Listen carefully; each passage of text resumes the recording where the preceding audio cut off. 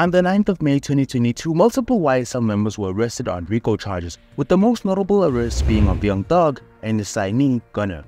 Now in most cases, RICOs can go on for multiple months, if not years, but this didn't apply for Gunna, as he was released 219 days later on December the 14th. Gunna's release came after he pled guilty to one count of racketeering conspiracy.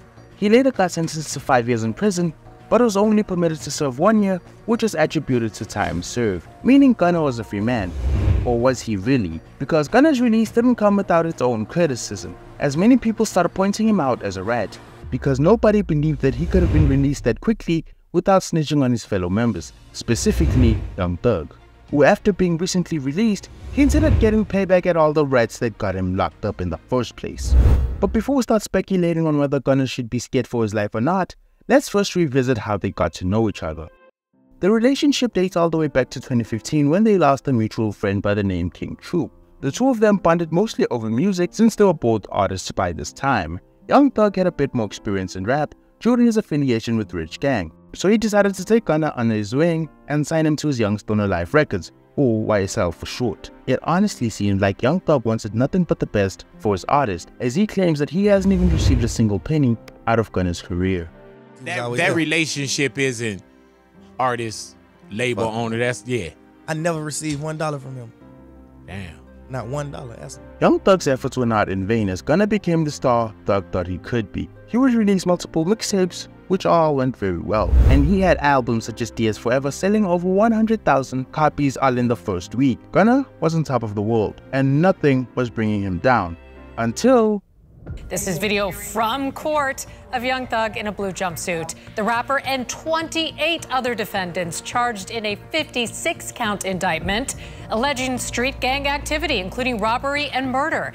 Multiple YSL associates were hit with the RICO charge, with Young Thug and Gunna being at the forefront of the indictment.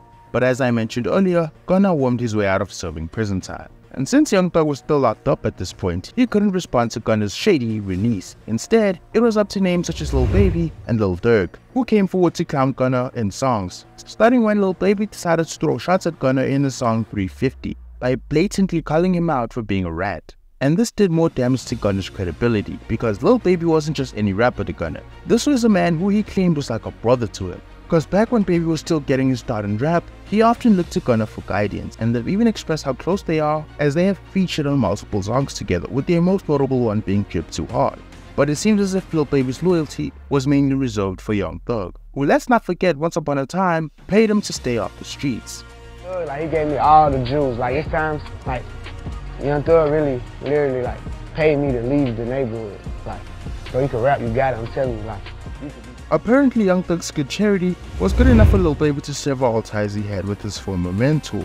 And he was not the only one, as Lil Durk would do the same, starting with when he unfollowed Gunna on Instagram. And just after they collaborated over the track What Happened to Virgil, Lil Durk would use the same chorus of the song to diss him.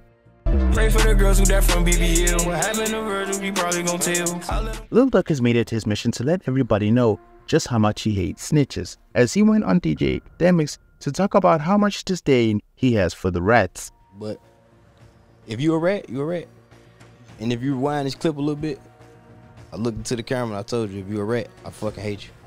Cause I love Thug. Durk doesn't say this lightly, as he even once went as far as giving Spottum got him a $100K refund for a feature when he found out that he had been snitching on his members. And after he himself got snitched on by his own friend OTF Jam, a theory has been brought up that Lil Durk paid off goons to assassinate his snitch's baby mama as retaliation. The woman, who worked as a postal worker, was at work delivering mail when a man in a mask opened fire on her in close range, leaving her deceased. Now, of course, there aren't any credible leads to Lil Durk's involvement as of now, but if we just go by his documented hate of snitches, it's easy to see why he would come up as a suspect. But this story is about Young Thug and Gunna, so if you want to hear all about how Lil Durk got himself into the mess that he's in right now, I'm gonna leave a link at the end. While Gunna still defended himself by saying that he never snitched, many people were quick to dig up his past by exposing a forgotten interview of him as a teenager, giving out some very crucial information. Devontae Benton's younger cousin, Sergio Kitchens, says Benton is on trial for murder simply because his friends turned on him. Just go to see, like, you ain't got no real friends out here. Gunna was apparently speaking on a murder his older cousin was accused of, But on an interview with Charlamagne, he went on to clarify that he wasn't doing any snitching in that video. Well, talk to me, Gunna. Talk to me about this Crime Stopper video that everybody's circulating. They trying to use that against you. What was that about? Oh, Crime Stopper, well, I ain't never stopped a crime. So that's not even you on that video? Yes, that's me, but that wasn't on no Crime Stopper. That nigga thinking about, cause I wasn't in no case or nothing. Oh, you snitched on who? I was never in no case. Many fans thought that if he was able to snitch back then when he wasn't implicated in the crime, what more now when his ass was on the line? Gunna, though, still tried to save his struggling reputation. He continued by telling his followers that he refused to testify against any of the defendants in the case, but he lost all the little credibility he had left when this video emerged. YSL is a music label and a gang, and you have personal knowledge that members or associates of YSL have committed crimes in furtherance of the gang. Yes, ma'am. Gunna openly told the court that his partner's record label was just a front for a gang. This meant Gunna was caught in 4K, openly incriminating his so-called associates. After this footage leaked, all the friends he had at this point had all left him, and this was very clear on his new album, as he didn't have any of the features he's used to having, as notable producers like Metro Boomin and Mike Will Made It were nowhere to be seen on the album tracklist.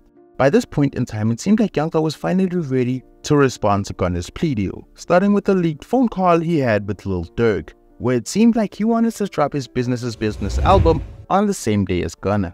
Hey Durk, I know I want you on. I'm dropping the Prize album on the same day Buddy dropped his album. That shit coming up soon. I need a verse from you.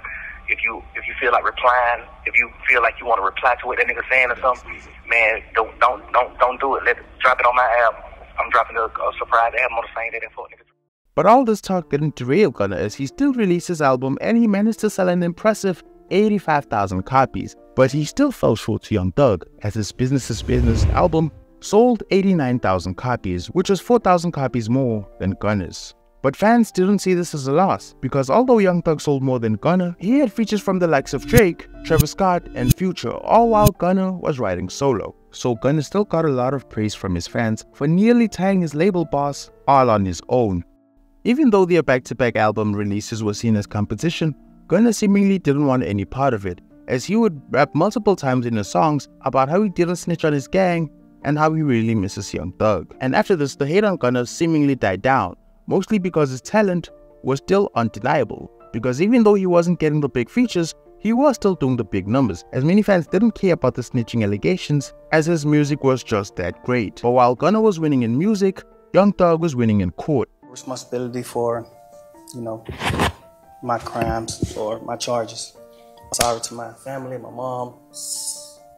My mom got 11 kids. I can't say all their names, my managers, my kids that's not here.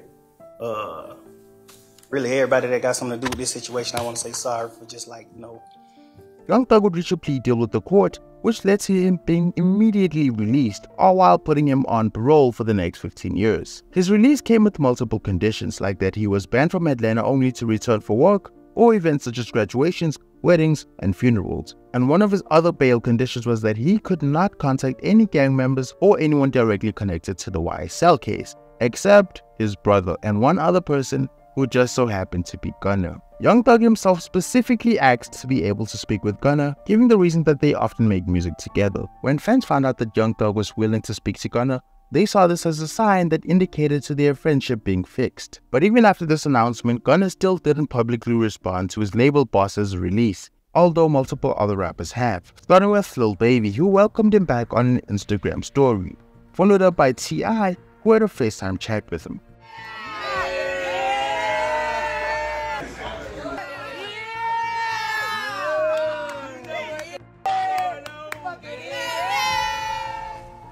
But while it was all smiles for Young Thug on the phone, it was another story on Twitter. When he tweeted "Real plea deal Jack," it seemed like Thug was bragging about himself getting a legitimate plea deal while others got their deals in a dodgy way. And then 10 hours after that tweet, he tweeted, "Wham, let's drop one of these rats." Now, I don't want to put ideas into your head, so I'm going to let you jump into your own conclusions on what he meant with that one. Young Thug should be very careful with the way he conducts himself as of now, because if he does so much as sneezes without permission, it's back to prison with him, just as Lil Durk. So click on this video to find out how one snitch is responsible for bringing down hip-hop's babyface gangster. Don't forget to subscribe.